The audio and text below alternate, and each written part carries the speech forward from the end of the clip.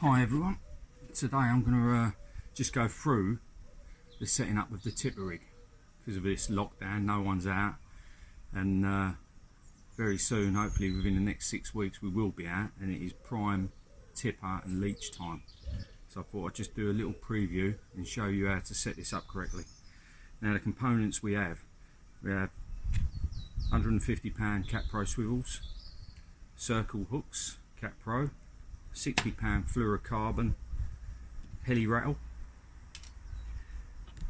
We have a rum ring with a little float on, which goes to the lead, which keeps the line that's running through it away from the bottom, so it makes it smoother. We have a triple XL bead, which is new from Cat Pro as well. Alright, so the first thing we're going to do is get the tipper rig out, and I'll talk you through this. Now the tipper rig was done probably 5-6 years ago. We started using it. Highly effective. Probably had more fish on this rig than any other rig that I've used. And we now get them made specially, so they come with a carbon body, nice flexi tip that keep the lives very active. So, and you've got, when you get it out of the packet, you've got big buffer bead at that end, another buffer bead at this end. So that's that for the minute. Right, so what we're going to do first, we're going to get the end of your line. Now this is 30 pound big game mono. If you're using braid, you'll need to use a threadler, and the first thing we do when rigging up is put the line through the rum ring. So that's that out of the way. The next thing we do is take the bottom half of the body, threadle the line through the end of this till it comes out the end, the other end, which is done. So that's the bottom half of the body. Then we get the flexible tip. Do the same with that. We threadle through,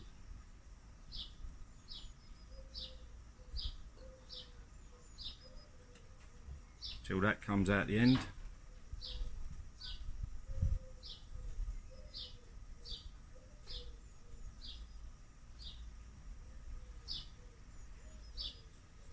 Which is out now.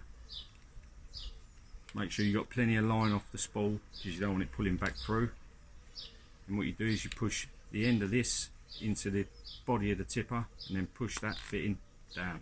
That's your tipper set. So you got your line out the end. Now this tipper is about 30 inches long, if I remember rightly. You don't want the hook any lower than the bottom float, because you will cause tangles.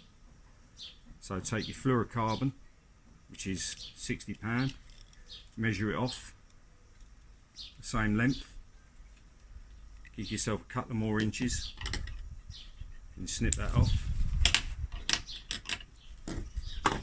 Right, first thing we're going to do with this is put the hook on. Now I like using a knotless knot on this rig, so I normally go through the circle hook round 5 times, 1, 2, 3, 4, 5, we'll go 6, like so, and then back through the back of the hook, like so,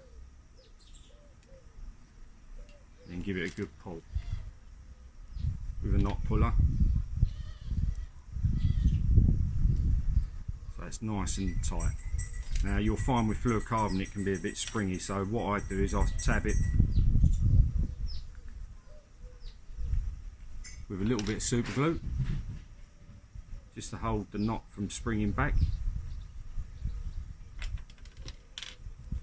Give it another tug, wait a couple of minutes, let that go off so the knot don't spring back. So that's your knot tied on. Trim that up like so. Right, now we're going to put heli rattle on, and to do that I use an XXL bead. Now the best way I've found to put these on 60-pound fluoro is to use a baiting needle. Threadle it through,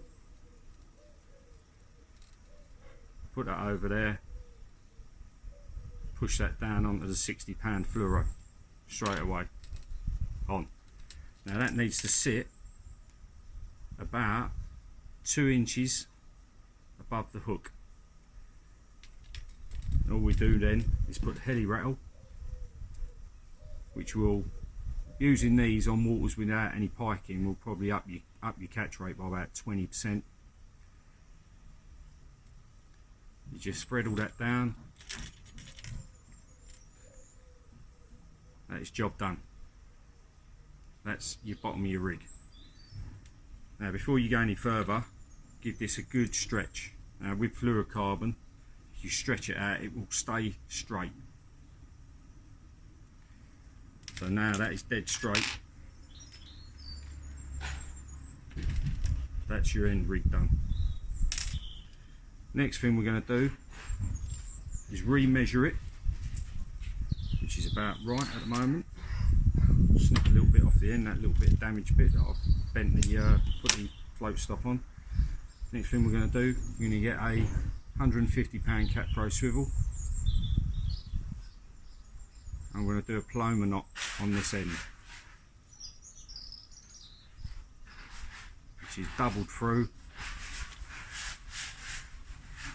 over under knot, then once through the loop, like so. Nice bit of spit, and then tighten down on it. Rig puller will help. All that tight. You can put a bit of glue on that as well if you want, but you don't really need it up this end.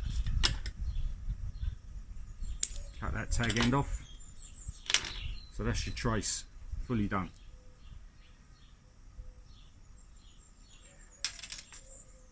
It's as simple as this, and now all we're going to do is get the end of the tipper,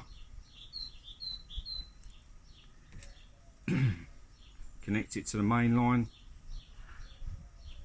You can do whatever knot you like on this. I normally use a double blood knot.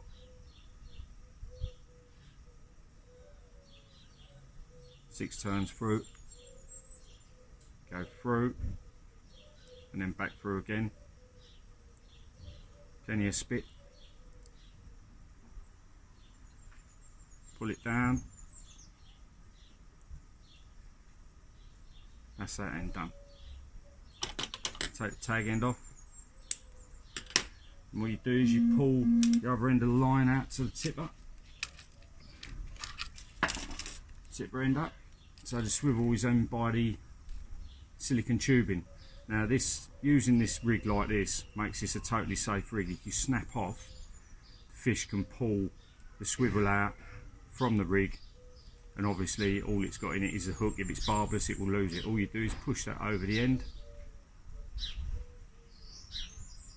like so, and that is your tipper rig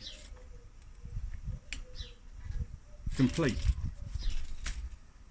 So we run through it. You've got your run ring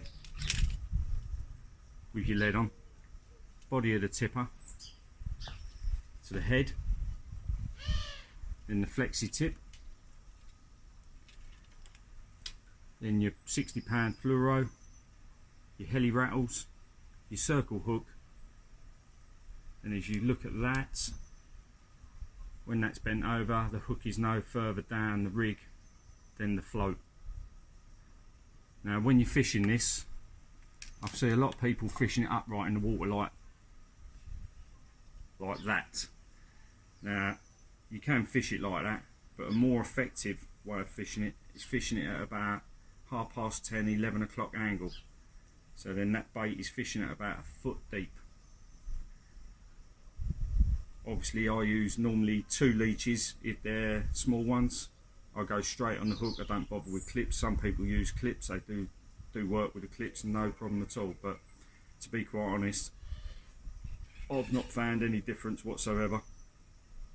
And so that's your tipper. Happy tippering.